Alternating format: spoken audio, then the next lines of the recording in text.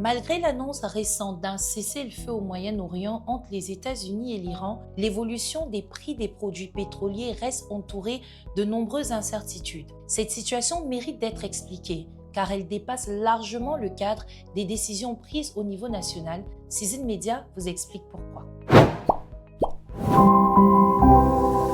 Le conflit a rappelé à quel point le pétrole dépend de l'équilibre géopolitique mondial. Une grande partie de la production mondiale transite par le détroit d'Ormuz, une zone stratégique où passe près de 20% du pétrole consommé dans le monde. Ces dernières semaines, le prix du baril de pétrole brut est passé d'environ 70 $ à plus de 95 $, avec des pics proches de 100 $ avant de redescendre légèrement après l'annonce du cessez-le-feu. Mais cette baisse reste fragile.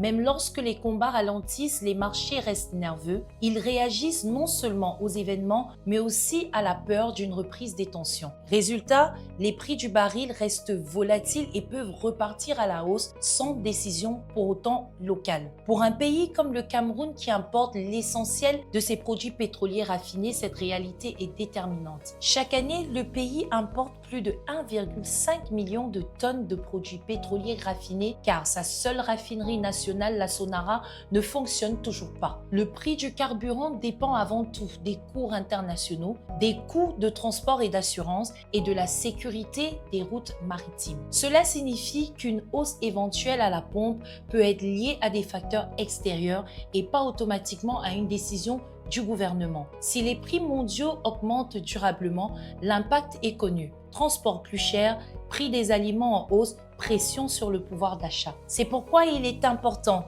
d'informer plutôt que d'accuser. Comprendre les mécanismes mondiaux du pétrole, c'est mieux comprendre ce qui se passe au niveau local. La vraie question pour l'Afrique reste celle de la protection face à ces chocs, développement du raffinage local, diversification énergétique, transition progressive. Le débat est ouvert. Donnez votre avis en commentaire.